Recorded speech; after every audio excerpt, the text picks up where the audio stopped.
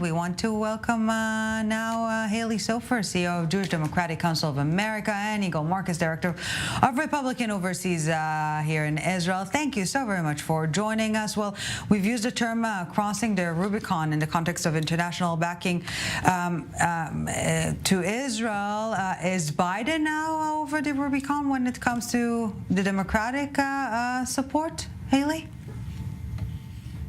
Absolutely not. I mean, as you've seen in the past 4 weeks, President Biden has not held back, denouncing the pure and unadulterated evil of Hamas and offering his support of Israel and American Jews. The first president to visit Israel during wartime, and obviously the Secretary Blinken was there this weekend as well on his fourth visit, assuring Israel that they will never have to stand alone. He has the support of the Democratic Party in this position. Democrats have overwhelmingly stood with Israel, and we saw just this week there was an effort by Republicans to politicize, to delay, and to condition for the first time U.S. assistance to Israel. The unprecedented $14.3 billion in aid that President Biden pledged, Republicans decided to delay by politicizing it in a package that is going to never pass the Senate, let alone be signed by this president into law. They knew that going into it, but they chose to politicize it. So Democrats, to summarize, Democrats stand with President Biden, stand with Israel, and Republicans have chosen to politicize this moment and to condition aid. Yigal, is Israel becoming a political pun in the American political game? Well, you see, I'm going to take a little bit of a different stance than Halie here. This is not about left versus right. This is about right versus evil. And I have to commend the president and Secretary Blinken for taking a very strong stance supporting Israel. Now, in terms of her position about Republicans, politicizing this, they passed a clean bill to support only Israel for $14.3 billion. They didn't link it to aid to Ukraine, Taiwan, and other hotspots around the world, which I think deserve debate. I don't think that giving a free checkbook is in the right interest of the United States of America. I think that you have to consider and debate what continuing to blow up our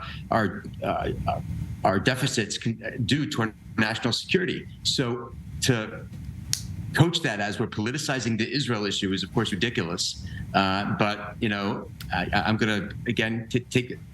Israel must and always remain above the political arguments between left versus right. This is all about right versus wrong. And so far, the president and Secretary Blinken have been strong supporters of the Jewish state.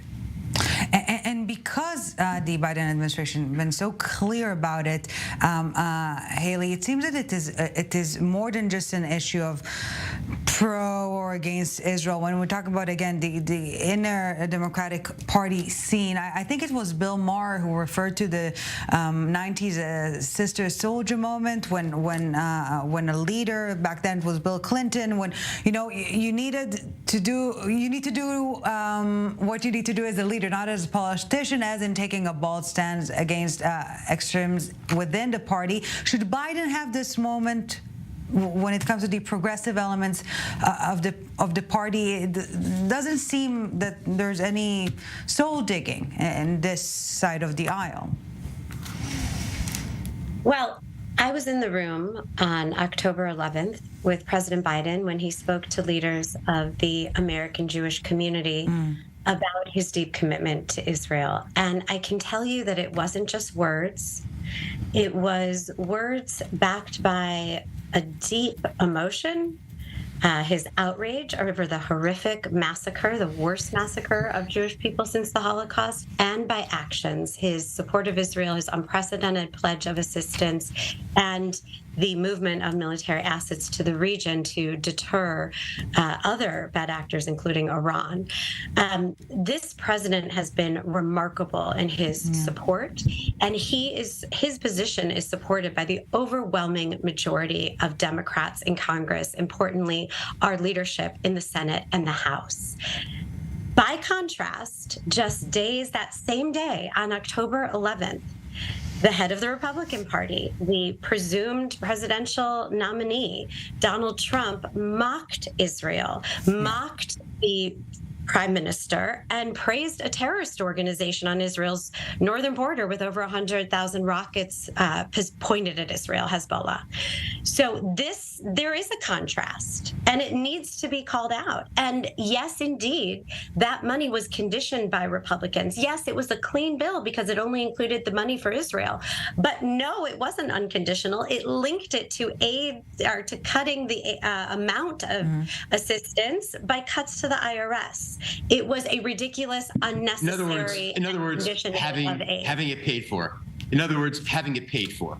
Emergency supplemental bills. The difference here is that Republicans don't want to blow out do not deficits. need to be paid We for. actually want to preserve the national security of the United States of America by not blowing out our deficits. And it's not inappropriate for them to say, you know what, we have to have this paid for. We didn't hear that from the president. I'd like to ask you the question. How is the president going to pay for the $104 billion he wants to give around? Just tell me where the money's coming from. That's not inappropriate. That's not unpatriotic. And that's not anti-Israel. That's responsible leadership. So please tell me, where's the money going to come from? Okay, so emergency supplemental assistance bills don't need an offset.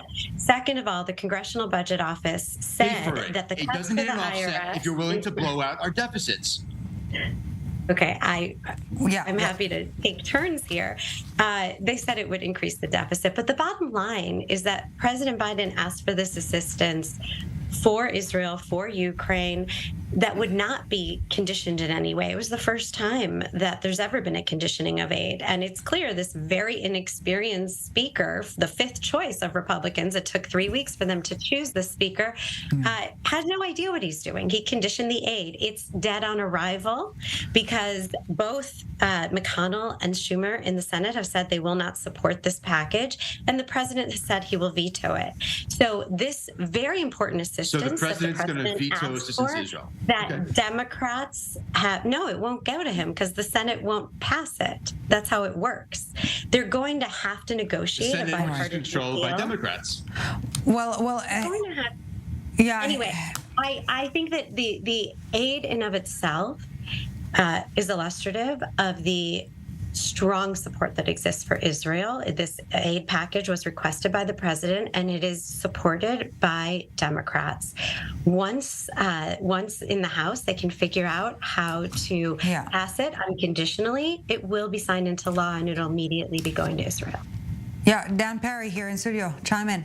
Yeah, I was just going to chime in on the U.S. deficit, actually, as it approaches about $2 trillion, may not be the world's biggest problem right now, and I can certainly see how the special appropriation might actually pass regardless of fiscal prudence and responsibility. I'd also note that elections in the U.S. are won in the center.